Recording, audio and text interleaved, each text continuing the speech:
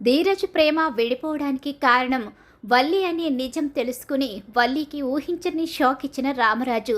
మరి రామరాజు నిజం ఎలా తెలుసుకున్నాడు, అసలు ఏం జరిగింది తెలుసుకోవాలనుకుంటే వీడియోని అయితే చివరి వరకు మిస్ కాకుండా చూసేయండి. అలానే మా వీడియోని ఇస్తే లైక్ చేయడం మాత్రం మర్చిపోకండి. ప్రేమ తన పుట్టింట్లో ఉంటూ చాలా బాధపడుతుంది. ధీరజ్కి దూరమయ్యి ధీరజ్ జ్ఞాపకాలని తలుచుకుంటూ ధీరజ్ దగ్గరికి వచ్చిన వేదవతి నేనే నీకు అన్యాయం చేశాను అని చెప్పి ఏడుస్తూ ఉంటుంది. లేదమ్మా, ఒక ఆడపిల్ల కష్టంలో ఉందని కాపాడడానికి నువ్వు ఆ పని చేశావు, నువ్వు ఎలాంటి తప్పు చేయలేదని చెప్పేసి ధీరజ్ అయితే వేదవతిని ఓదారుస్తూ ఉంటాడు. ఈరోజు నీ జీవితం ఇలా కావడానికి, నువ్వు బాధపడ్డానికి కారణం నేనే కదా, వీటన్నిటికీ కారణం నేనే కనుక ఆ రోజు అలా ఆలోచించి ఉండకపోయింటే ఈరోజు నీకు పరిస్థితి వచ్చి ఉండేది కాదు. నేనెవ్వరిని మోసం చెయ్యాలి అనుకోలేదురా. నీ జీవితంలో మంచి రోజులు వచ్చాయి అనుకున్నాను. ప్రేమ నువ్వు ఇష్టంగా ఉంటుంటే ఇంక ఈ సమస్య మనకి కనిపించదు అనుకున్నాను, కానీ ఈరోజు ఇది ఇంత పెద్ద సమస్యగా మారుతుందని అస్సలు ఊహించుకోలేదురా అంటూ వేదవతి ఏడుస్తూ ఉంటుంది. ఈ విషయం గురించి నువ్వేమీ ఆలోచించకు. నాన్న ఏదో ఒక రోజు ఖచ్చితంగా నిన్ను క్షమిస్తారు. ప్రస్తుతం కోపంగా ఉన్నారు కాబట్టి నాన్న విషయంలో నువ్వేం బాధపడొద్దు అని చెప్పేసి ధీరజ్ అయితే ఓదారుస్తూ ఉంటాడు తల్లినైతే. ఈలోగా నర్మదా సాగర్ మాట్లాడుకుంటూ ఉంటారు. సాగరు నర్మదని అంటూ ఉంటాడు, నువ్వు కూడా తప్పులు చేసి నువ్వు ప్రతి విషయాన్ని దాచిపెడుతున్నావు, కనీసం నా దగ్గర కూడా ఏ విషయాలు చెప్పడం లేదని చెప్పేసి కోప్పడుతూ ఉంటాడు. ప్రతి విషయము చెప్పి ఒక ఆడపిల్ల పరువు తీయాలని నేను అనుకోలేదు, అందుకే ఆ నిజాన్ని దాచిపెట్టానని అంటూ ఉంటుంది. కానీ సాగర్ చాలా కోపంగా అయితే వెళ్ళిపోతాడు. ఇంకా ఇక్కడ చూస్తే ప్రేమ బాధపడుతుంది, కానీ భద్రావతి సేనాపతి మాత్రం చాలా సంతోషంగా ఉంటారు. మనం అనుకున్నదే జరిగింది. ప్రేమ 2 రోజులు బాధపడుతుంది, ఆ తర్వాత అదే మర్చిపోతుంది. ఆ తర్వాత మనం గొప్ప ఇంటి సంబంధం చూసి గొప్పగా ప్రేమకు పెళ్లి చెయ్యాలి. అప్పుడు కానీ ఆ రామరాజు కుటుంబానికి తెలుసు రాజు, ఆ ధీరజ్ గాడికి బుద్ధి రావాలి అంటే ప్రేమకు మళ్ళీ పెళ్లి చెయ్యాల్సిందే. వాడు చూసావా అసలు ఎలా మాట్లాడాడో చూసావక్క, మనం కూడా రెచ్చగొట్టాం కదరా, రెచ్చగొట్టడం కారణంగానే వాడు అలా మాట్లాడాలే. అయినా వాడు రెచ్చగొడితే రెచ్చిపోతాడన్న విషయం మనకి తెలిసిందే కదా. పైగా వాళ్ళ అమ్మ నాన్న జోలికి వస్తే వాడు అస్సలు ఊరుకోడు. అసలే ప్రేమ వాడి మీద అమితమైన ప్రేమను పెంచుకుంది. అలాంటప్పుడు వాడి మీద ప్రేమకు విరక్తి కలగాలన్నా, ప్రేమని వాడంతటా వాడే బయటకు గెంటేయాలన్నా మనం చేసిన ప్లాన్ కరెక్ట్గా పనిచేసిందిరా. అందుకే కదా ఈరోజు మన ప్రేమ మన ఇంట్లో ఉండింది. ఇంకెప్పుడూ కూడా ప్రేమ మన గడప దాటి వాడి గడప తొక్కకుండా చూసుకోవాలి. ఇంకెప్పటికీ ప్రేమ ధీరజ్ కలవకూడదు. నా మేనకోడలు ఆ రామరాజు ఇంటికి వెళ్ళకూడదు అని చెప్పేసి భద్రావతి అంటూ ఉంటుంది. కానీ శారద అలాగే రేవతి వీళ్ళందరూ మాత్రం చాలా బాధపడుతూ ఉంటారు. అలాగే విశ్వక్ కూడా, ఏంటమ్మా అత్త ఎంత చెప్పినా వినిపించుకోవడం లేదు, అత్త నాన్న ఒకే పట్టుదల మీద ఉన్నారు, ఇప్పుడు దాని కాపురం నాశనం అయిపోయింది, అది ఏడుస్తూ కూర్చుంది, ఇక్కడికి వచ్చి ఏమైనా సంతోషంగా ఉందా అంటే లేదు కదా, వాళ్ళు అక్కడే ఏదో ఒకటి నచ్చ చెప్పుంటే బాగుండేది, ఏం చేస్తాంరా, నీలో మార్పు వచ్చింది, నువ్వు మారి ఆలోచిస్తున్నావు, కానీ వాళ్ళిద్దరిలో మాత్రం ఎప్పటికీ మార్పు వస్తుందో తెలియడం లేదు. పగ ప్రతీకారం అంటూ ఏళ్ళు గడిచిపోతున్నా సరే పగని వదిలిపెట్టకుండా ఆ కుటుంబం వెంట పడుతూనే ఉన్నారు. ఇక మీ అత్త భద్రావతి అయితే ఆ కుటుంబం మీద పగతో వేదవతి వెళ్ళిపోయిందని కోపంతో పెళ్లి చేసుకోకుండా ఒంటరిగా మిగిలిపోయింది. అయినా ఆ కుటుంబం మీద పగ సాధిస్తూనే ఉంది. ఈ పగలు ప్రతీకారాలు ఎప్పటికీ చల్లారుతాయో. నేను నా పుట్టినరోజుని ఒక తీపి జ్ఞాపకంగా మిగిల్చుకోవాలి అనుకున్నాను, కానీ చేదు జ్ఞాపకంగా మిగిలిపోతుంది. నా మనవరాలు కాపురమే నా పుట్టినరోజు కారణంగా నాశనం అవుతుందని నేను తెలుసుకోలేకపోయాన్రా అని శారద బాధపడుతుంది. అత్తయ్యగారు మీరేం బాధపడకండి, ఏదో ఒకరోజు ఖచ్చితంగా ప్రేమ మళ్ళీ ధీరజ్ దగ్గరికి వెళ్తుందని నాకు అనిపిస్తుంది. ఎందుకంటే ధీరజ్ ప్రేమ ఇద్దరు ఎంత ఇష్టంగా ఉంటున్నారో నేను గమనిస్తూనే ఉన్నాను. ధీరజ్కి ప్రేమ అంటే చాలా ఇష్టం. ఆ కోపంలో అలా మాట్లాడాడు, కానీ ప్రేమకి అక్కడ జరిగిన గొడవ ఏంటో తెలియదు కదా. చాలా తెలివిగా వదనైతే ప్రేమని పక్కకి తీసుకుని వెళ్ళి వీళ్ళిద్దరి మధ్య గొడవ పెరిగేలా చేసింది. ఆయన కావాలనే ధీరజ్ని రెచ్చగొట్టడం కారణంగానే ధీరజు అలా మాట్లాడాడు. ఒకరంటే ఒకరికి చాలా ఇష్టం. వీళ్ళ మధ్య ప్రేమి వీళ్ళని కలుపుతుంది అనిపిస్తుంది. అంతవరకు మనకి బాధ తప్పదు. కాకపోతే ఈలోగా మన ఇంట్లో వాళ్ళు ఎలాంటి ఆలోచన చేయకుండా ఉంటే బాగుండు. ఏదైనా చేసినా నేనున్నానమ్మా అడ్డుకోవడానికి. అత్తా నాన్న ఎలాంటి ప్రయత్నం చేసినా నేను ఊరుకోను. ప్రేమ ధీరజ్ ఇద్దరు కలవాలి అని చెప్పేసి విశ్వక్ అంటూ ఉంటాడు. నీ మాటలు వింటుంటే చాలా సంతోషంగా ఉందిరా. ఆ కుటుంబం మీద పగ ప్రతీకారం అంటూ రగిలిపోయే వ్యక్తుల్లో నువ్వు కూడా ఉన్నావు. కానీ నువ్వింత బాగా మారి మమ్మల్ని అర్థం చేసుకుని నీ చెల్లెల కాపురాన్ని నిలబెట్టాలి అనుకుంటున్నావంటే నిజంగా ఇది మాకు సంతోషకరమైన విషయమే అని చెప్పేసి అంటూ ఉంటారు శారద రేవతి ఇద్దరూ కూడా. ఈలోగా ఇక్కడ చూస్తే ఆల్రెడీ ప్రేమని ధీరజ్ని విడదీసేసింది వల్లి. ఇప్పుడు సెకండ్గా ఆ ఇంట్లో ముఖ్యంగా పంపించాల్సిన వ్యక్తి ఎవరైనా ఉన్నారంటే నర్మద ఏ విషయాన్నైనా సరే కనిపెడుతుంది. అలా కనిపెట్టింది అంటే ఇక వల్లి ఆ ఇంట్లో ఉండే ప్రసక్తే ఉండదు ఈసారి కనుక నిజం బయటపడితే. అందుకనే నర్మదని సాగర్ని విడదీయాలని చెప్పేసి వాళ్ళ మధ్య చిచ్చు పెట్టి వాళ్ళను దూరం చేయడానికి ప్రయత్నాలు మొదలు పెడుతుంది. కానీ ఇక్కడ నర్మద వేదవతి దగ్గరికి వస్తుంది. అత్తయ్య, మనం అందరం బాధలో ఒక విషయాన్ని మర్చిపోయాం. ఏంటది? ఏం విషయం మర్చిపోయాం? అదే ధీరజు ప్రేమ పెళ్లి విషయం. ఈ పెళ్లి విషయం అసలు వాళ్ళకి ఎలా తెలిసింది అన్న విషయాన్ని మనం మర్చిపోయాం. అవునే, అసలు ఈ విషయం ఎలా తెలిసింది? అసలు ఈ విషయం వాళ్ళ దాకా ఎలా వెళ్ళింది? వాళ్ళు అక్కడికి వెళ్ళారా? మోపిదేవి వెళ్తే వాళ్ళకి తెలిసిందా? మోపిదేవి వెళ్ళినంత మాత్రాన ఈ విషయాలు ఎలా తెలుస్తాయి? ఎవరో ఒకరు చెప్పకుండా ఈ విషయం బయటికి రాదు. ఈ విషయం తెలిసింది మన ముగ్గురికి మాత్రమే. అలాంటిది అసలు ఈ విషయం ఎలా బయటకు వచ్చింది? ప్రేమ, ధీరజ్, మీరు, నేను ఇలా మన నలుగురం మాత్రమే ఆ ప్లేస్లో ఉన్నాం. పోలీసులకి బయట పెట్టే అవసరం లేదు. ఇంకొకరికి ఈ విషయం తెలిసే ఛాన్సే లేదు అని చెప్పేసి అప్పుడు నర్మదికి అనుమానం మొదలవుతుంది. ఏమోనే, నాకు ఇప్పుడు ఏమి ఆలోచించాలన్నా బుర్ర పనిచేయడం లేదు. మీ మావయ్య గారు నా వైపు చూసే చూపు నేను తట్టుకోలేకపోతున్నానంటూ ఏడుస్తూ అక్కడి నుంచి వెళ్ళిపోతుంది. మీరు ఆలోచించకపోవచ్చు, నేను ఆలోచిస్తాను. అసలు ఇదంతా ఎలా జరిగిందో, అసలు వాళ్లకు విషయం ఎలా తెలిసిందో నేను తెలుసుకుంటాను అని చెప్పేసి అనుకుంటూ ఉంటుంది. నర్మద ఆలోచిస్తూ ఉంటుంది. ఈలోగానే నర్మద బయటకు వస్తుంది. నర్మద బయటకు వచ్చేసరికి అక్కడ వల్లి బయట కనిపిస్తుంది. వల్లి, భద్రావతి ఇద్దరు కూడా సైగలు చేసుకోవడం నర్మద చూసేస్తుంది. ఇక వల్లి, భద్రావతి సాధించాము అన్నట్టుగా సైగ చేసుకుంటూ ఉంటారు. అది చూసిన నర్మద షాక్ అవుతుంది. కానీ నర్మదని చూసిన వల్లి ఏమీ తెలియనట్టుగా బట్టలు ఆరేసుకుంటున్నట్టుగా నటించి అక్కడి నుంచి వెళ్ళిపోతుంది. ఏంటి వల్లి ఆవిడకు సైగ చేస్తుందేంటి? అసలు ఇలా ఏం జరుగుతుంది అని చెప్పేసి ఆలోచించుకుంటూ ఉంటుంది. ఇలా ఆలోచిస్తూ ఉన్న సమయంలోనే ధీరజ్, ప్రేమ, వేదవతి మాట్లాడుకునే సమయంలో అక్కడ వల్లి ఉంటుంది. కానీ ఆ రోజు మా మాటలు వింటున్నావా అని చెప్పేసి వేదవతి వల్లి చెంప పగలగొడుతుంది.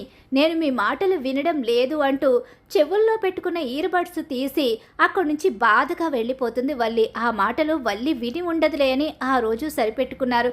కానీ ఇప్పుడు అనుమానం వచ్చింది. ఖచ్చితంగా వల్లి ఈ మాటలు వినేసింది. ఆ భద్రావతికి ఎవరో చెప్పలేదు, ఈ వల్లియే చెప్పింది. కావాలని ఇప్పుడు ధీరజ్ ప్రేమను విడదీసింది వల్లియే. కానీ సాక్ష్యాలు ఎలా సంపాదించాలి, ఇదంతా చేసింది వల్లియే అని ఎలా నిరూపించాలి అని చెప్పేసి ప్రయత్నాలు మొదలు పెడుతుంది. ఇలా ఇక వల్లిని ఫాలో అవడం మొదలు పెడుతుంది. వల్లి ఆల్రెడీ నర్మద కాపురానికి ఎసరు పెట్టాలని చూస్తుంది కదా. ఆ ప్లాన్ మీద ఇక వల్లి మళ్ళీ తన పుట్టింటికి వెళ్ళడం మొదలు పెడుతుంది. వల్లిని పుట్టింటికి వెళ్ళడానికి లేదని, అసలు పుట్టింటి వాళ్ళు ఇక్కడికి రావడానికి లేదని ఆల్రెడీ వేదవతి చెప్తుంది. అలాగే చందు కూడా చెప్తాడు. వల్లి పుట్టింటికి వెళుతున్న విషయం తెలియకుండా పుట్టింటికి అయితే వెళ్తుంది. ఈలోగానే ఇక అక్కడ తిరుపతి కూర్చుని ఉంటాడు. కూర్చుని ఉండేసరికి వల్లి అయితే తిరుపతి దగ్గరికి వస్తుంది. అలా వచ్చి, ఏంటి ఏదో ఆలోచిస్తున్నారేంటి? మా సుక్కు గురించే ఆలోచిస్తున్నారా? అవునవును, ఆ రోజైతే నువ్వు మీ అమ్మ వాళ్ళ ఇంటికాడ ఉన్న విషయం నేను చెప్పలేదు. సుక్కు కోసం నేను అక్కడికి వచ్చిన విషయం నువ్వు చెప్పలేదు. మా ఇద్దరి ప్రేమ విషయం ఇంట్లో చెప్పి నేను మీ సుక్కుని పెళ్లి చేసుకోవాలనుకుంటే తీరా ఇలా అయ్యింది. ఇప్పుడు ఏం చేయాలని ఆలోచిస్తున్నాను. అవునవును, ఇప్పుడు కనుక మీరు నోరు విప్పి నేను నా పుట్టింటికి వెళ్తున్న విషయం కనుక చెప్పారంటే ఇప్పుడు ఇంకేమైనా ఉందా, మళ్ళీ ఇంట్లో పెద్ద గొడవ జరుగుతుంది అని చెప్పేసి అంటూ ఉంటుంది వల్లి. ఆ మాటలు కూడా వినేసిన నర్మదకి పూర్తి క్లారిటీ వచ్చేస్తుంది. ఇక అలా పూర్తి క్లారిటీ వచ్చిన నర్మద ఒకసారి వల్లిని ఫాలో అవుతూ వెళ్తుంది. ఫాలో అవుతూ వెళ్ళేసరికి అక్కడ భాగ్యం అలాగే వల్లి ఇద్దరు కూడా ఇంటికి వెళ్ళిన తర్వాత మాట్లాడుకుంటూ ఉంటారు. వల్లి పుట్టింటికి వెళ్ళడం లేదు అని అందరినీ నమ్మిస్తుంది, కానీ పుట్టింటికి వల్లి వెళ్తుంది. అలా పుట్టింటికి వెళ్ళేసరికి వల్లి రాయబారాలు నడుపుతుందన్న విషయం అయితే తెలిసిపోతుంది అక్కడ. అలా తెలుసుకునేసరికి ఇక ఒక్కసారే అసలు ఏం జరుగుతుంది అని చెప్పి తెలుసుకోవడానికి వెనకాలే ఫాలో అయిన నర్మద అయితే మాత్రం వాళ్ళ మాటలు చాటుగా వినే ప్రయత్నం చేస్తుంది. అక్కడ ప్రేమ జీవితాన్ని నాశనం చేసింది తనే అని నెక్స్ట్ నర్మద జీవితం మీద దెబ్బ కొట్టాలి, నర్మదని ఇంట్లోంచి బయటకు గెంటేయాలి. ముందు ముఖ్యమైన వ్యక్తి నర్మదే. నర్మద కారణంగా మళ్ళీ నిజాలు బయటపడితే నీకు మొదటికి మోసమొస్తుందని భాగ్యం చెప్పడం నెక్స్ట్ టార్గెట్టే అది. నా కాపురాన్ని మొదటిగా కూల్చేసింది కూడా ఆ నర్మదే కదా, దాన్ని ఎందుకు ఊరుకుంటాను అని చెప్పేసి అంటూ ఉంటుంది. ఈలోగా వల్లి అయితే ఇలా వీళ్ళు మాట్లాడుకుంటూ ఉంటారు. ఈలోగానే రామరాజుకి ఫోన్ చేస్తుంది నర్మద. అలా ఫోన్ చేసేసరికి ఏంటమ్మా ఎందుకు ఫోన్ చేసావు మావయ్య గారండి, నేను వల్లి వాళ్ళ పుట్టింటి దగ్గర ఉన్నానండి, ఒకసారి వస్తారా? ఏంటమ్మా ఏమైంది, వల్లికి ఏమైనా అయిందా, వాళ్ళకి ఏమైనా ఇబ్బంది అయిందా? మీరు ఒకసారి వస్తే మీకు వచ్చిన తర్వాత వివరంగా చెప్తాను, కాస్త త్వరగా రండి మావయ్య గారండి అని చెప్పేసి అంటూ ఉంటుంది నర్మద. దాంతో ఏమైందో ఏంటో వల్లి కుటుంబానికి అని చెప్పేసి కంగారుగా బయలుదేరుతాడు రామరాజు అయితే.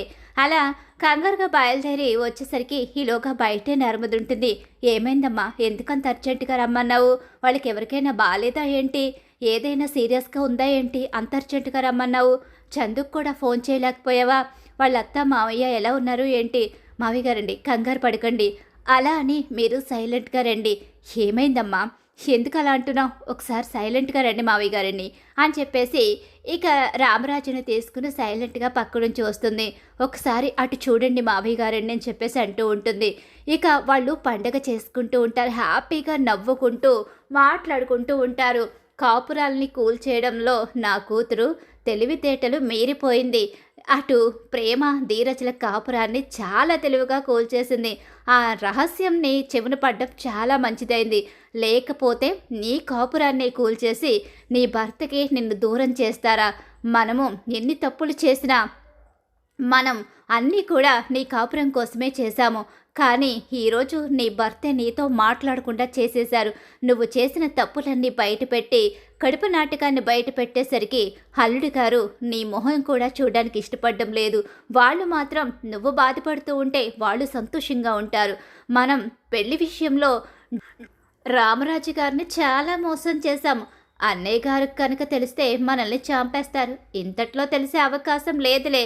ఆ ఇంట్లో ఇప్పుడు జరుగుతున్న యుద్ధాల కారణంగా మన గురించి ఎప్పటికీ తెలీదు. మనమైతే సేఫ్, ఎందుకంటే పెళ్లి టైంలో డబ్బు లేకుండానే ఉందని నమ్మించడం, ఆ తర్వాత ఒక తప్పుని కవర్ చేసుకోవడానికి ఇంకొక అబద్ధాన్ని కవర్ చేసుకోవడానికి మరొక అబద్ధం. కొన్ని విషయాలు తెలిసినా నా భర్త కూడా తన తండ్రి దగ్గర నిజాన్ని చెప్పలేకపోయాడు, ఎందుకంటే ఆయన చూసి చేసిన సంబంధం కదా, ఎక్కడ ఫీల్ అయిపోతారో మావయ్య గారని చెప్పలేకపోయారు. అమూల్య జీవితం విషయంలో చాలా కోపంగా ఉన్నా ఆ తర్వాత ఏదో క్షమిస్తే మళ్ళీ నా కడుపు నాటకాన్ని బయట పెట్టేసి ఇక నర్మద అలాగే ప్రేమ నా కాపురాన్ని కూల్చేశారు. అలాంటప్పుడు నేనెలా చూస్తూ ఊరుకుంటాను? అందుకే ముందు టార్గెట్ ప్రేమని చేశాను. ప్రేమని పుట్టింటికి పంపించేసి ఆ ధీరగాడు ఏడ్చేలా చేశాను. ఇక వాళ్ళిద్దరూ రోజు ఏడుస్తూనే ఉన్నారు. ముఖ్యంగా నా చెంప పగలగొట్టి ఇక్కడ మీ అందరినీ అవమానించిన మా అత్తగారికైతే ఇక మా మామగారు భలే బుద్ధి చెప్పారులే అని చెప్పేసి ఇక మొత్తం వాళ్ళు చేసిన తప్పులన్నీ మాట్లాడుకుంటూ నెక్స్ట్ టార్గెట్ నర్మదే అని చెప్పేసి మాట్లాడుకుంటూ ఉంటారు. భాగ్యం అలాగే శ్రీవల్లి, ఆనందరావు వీళ్ళందరూ సంబరపడిపోతూ ఉంటారు. ఇలా ఇక బయట నుంచి ఈ నిజాన్ని విన్న రామరాజు షాక్ అయిపోతాడు. ఇప్పటి వరకు రామరాజు ముందు నిజాన్ని బయట పెడితే ఏమైపోతుందో ఏంటో, రామరాజు ఎలాంటి నిర్ణయం తీసుకుంటాడో, తను తీసుకొచ్చి చేసిన సంబంధం కాబట్టి వల్లి విషయం బయట పెట్టకూడదని అందరూ దాచిపెడతారు. కానీ ఇక వల్లి దుర్మార్గాల్ని మరింతగా ఇక ఎక్కువైపోయేసరికి భరించలేక బయట పెట్టేస్తుంది నర్మద. ఈ విషయాలు మావయ్య గారికి తెలిస్తేనే వల్లికి బుద్ధి వస్తుంది, లేకపోతే వల్లికి ఇక బుద్ధి రాదు అని నిర్ణయించుకుని నిజాలు మొత్తం తన మావయ్య గారి కళ్ళతో చూసి ఇలా చేస్తుంది. అప్పుడు రామరాజు గుండెలు పగిలే నిజాల్ని తెలుసుకుంటాడు. పెద్ద కోడలు దేవతని, పెద్ద కోడలు చాలా మంచిదని నెత్తన పెట్టుకుని చివరికి పెత్తనాన్ని కూడా ఒకప్పుడు పెద్ద కోడలు చేతిలో పెట్టిన రామరాజుకి పెద్ద కోడలు కుటుంబం కూడా అబద్ధాలు చెప్పే కుటుంబం అని, మోసాలు చేసే కుటుంబం అని, ఆ ఇంట్లో జరుగుతున్న కలహాలకి అలాగే గొడవలకి ఆ ఇల్లు ఈరోజు బాధపడుతూ ఉండడానికి కారణం కూడా పెద్ద కోడలే అని తెలుసుకున్న రామరాజుకి మాత్రం చాలా పెద్ద షాక్ ఎదురవుతుంది. ఏంటమ్మా ఇదంతా? నిజం మావయ్య గారు, ఇన్ని రోజులు మీకు చెప్పకుండా దాచిపెట్టాము, మీరు తట్టుకోలేరని. కానీ వల్లి ఆకడాలు శృతిమించిపోతున్నాయి. ఈరోజు ప్రేమ ధీరజుల పరిస్థితి ఏమయ్యిందో చూశారు కదా. వాళ్ళు ఎంతో ఇష్టంగా ఉన్నారు, కానీ చివరకు వాళ్ళ మధ్య చిచ్చు పెట్టి వాళ్ళను విడదీసింది. తను తప్పులు చేసిందని, చేసిన తప్పుల్ని బయట పెడితే బావగారు తనతో మాట్లాడడం మానేశారు. మీ ముందు తప్పనిసరి పరిస్థితుల్లో నటిస్తున్నారు. తన కాపురానికి మేమేదో అన్యాయం చేశామని చెప్పి మా మీద పగపట్టింది మావయ్య గారు. ఇందులో మా తప్పేమైనా ఉందా? నువ్వు రామ్మా అని చెప్పేసి రామరాజు అయితే ఇక వల్లి ముందుకు వస్తాడు. ఒక్కసారే షాక్ అయిపోయి ఉండిపోతారు. జీవితంలో ఇక నా ఇంట్లో అడుగు పెట్టొద్దు అని చెప్పంటేసరికి అన్నయ్య గారు అది కదా అన్నయ్య గారు, చంపేస్తాను మాట్లాడావంటే అనేసరికి ఆనందరావు ముందుకొస్తాడు. ఆనందరావు చెంప పగలగొడతాడు రామరాజు. అసలు నువ్వు మనిషివేనా? నువ్వు కన్నె తండ్రివేనా? ఇలా ఇంత నీచమైన కుట్రలు చేస్తూ సంసారాన్ని కూలదోసుకుంటూ అవతల వాళ్ళ సంసారాల్లో చిచ్చులు పెడుతూ నీ కూతురు ఇక్కడ చూస్తే ఇలా గొప్ప కవులు చెప్తూ ఉంటే ఇంకా ఎగతోస్తూ కాపురాలు విడతీయమని చెప్తారా? ఎందుకు ఇన్ని మోసాలు చేశారు? మిమ్మల్ని నేను కట్నాలు కానుకలు అడిగానా? ఏ రోజు అడగలేదు కదా. డబ్బుందని గొప్పలు పోయింది మీరు. కానీ మీ దగ్గర డబ్బున్నా నా ఇంటికి కట్నం తెచ్చుకోమని నా పెద్ద కోడల్ని ఏ రోజు అడగలేదు. నీ దగ్గర ఎంత డబ్బుంది, నువ్వు ఎంత తెచ్చుకుంటున్నావని మేము ఆలోచించలేదు. ఆ రోజు నుంచి ఈ రోజు వరకు డబ్బు ఉందో లేదో అని మేము పట్టించుకోకుండానే నిన్ను చూసుకున్నాము. నిన్ను ఇంట్లో అందరము కూడా పెద్ద కోడలుగా గొప్పగా చూస్తే నువ్వు నా జీవితాన్ని, నా పిల్లల బ్రతుకుని నాశనం చేయాలని చూస్తావా? అసలు నువ్వు మనిషివేనా? చిచి, నీ కాపురాన్ని నాశనం చేసుకున్నావు. వాడు నీతో మాట్లాడడమే మానేశాడు. ఇప్పుడు చివరికి నీ మొహమైనా చూస్తాడా? ఇక జీవితంలో నిన్ను ఎప్పటికీ క్షమించడు. క్షమిస్తానని ఒకవేళ నా కొడుకన్నా నేను నిన్ను నా ఇంట్లోకి రానివ్వను. ఇక నువ్వు ఇక్కడే ఉండు. జీవితంలో ఆ ఇంటి గడప తొక్కాలని చూసినా, నా కొడుకు పేరు మీ నోటి వెంట వచ్చినా నేను మిమ్మల్ని ఏం చేస్తానో నాకే తెలీదు. ఈ రోజుతో నా పెద్ద కొడుకు జీవితంలో తన భార్య లేదు. తన భార్య ఇంకెప్పటికీ తిరిగి రాదు. నేను మీ ముగ్గురిని కూడా మీరు చేసిన దుర్మార్గాల కారణంగా అరెస్టు చేయించి మీ ముగ్గురిని జైల్లో పడేయించవచ్చు. కానీ కొంతకాలం నా ఇంట్లో పెద్ద కోడలుగా ఉన్న ఈ వల్లిని జైలుకి పంపించడం ఇష్టం లేక వదిలేస్తున్నాను. కానీ గుర్తుపెట్టుకోండి, మీరు ఎవరైనా నా ఇంటి ముందు కనిపించినా, నా కొడుకు జోలికి వచ్చినా, మరోసారి మా ఎవరికైనా ఏదైనా హాని తలపెట్టినా, నా కుటుంబాన్ని నాశనం చేయాలని చూసినా అదే ముగ్గురికి ఆఖరి రోజు అవుతుంది అని చెప్పేసి రామరాజు చాలా గట్టిగా షాక్ అయితే ఇస్తాడు. ముఖ్యంగా మీ అమ్మ భాగ్యానికైతే ఇక రోజులు దగ్గర పడ్డాయి అనిపిస్తుంది. చిచి, అసలు మీరు ఆడవాళ్ళేనా?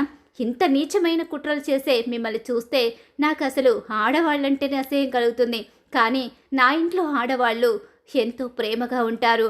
అలాగే కష్టం వచ్చినా సంతోషం వచ్చినా కలిసి పంచుకుంటారు. ఇలాంటి కుట్రలు కుతంత్రాలు చేసేవాళ్ళు ఎవ్వరూ లేరు. చిచి, ఈ ఇంటి నుంచి నేను కోడల్ని తెచ్చుకున్నందుకు నాకు నేనుగా సిగ్గుపడుతున్నాను. నా పెద్ద కొడుకు జీవితాన్ని నా చేతులతో నేను నాశనం చేసి ఇలాంటి ఒక ఆడదాన్ని వాడి జీవితంలోకి పంపించి తప్పు చేశాను. నేను చేసిన తప్పును సరిదిద్దుకుంటాను. ఇక జీవితంలో నీ పేరు వాడి నోటి వెంట రాదు. వాడెప్పటికీ నీ గుమ్మం తొక్కడు. నువ్వెప్పటికీ ఇక వాడి మొహం కూడా చూడలేవు.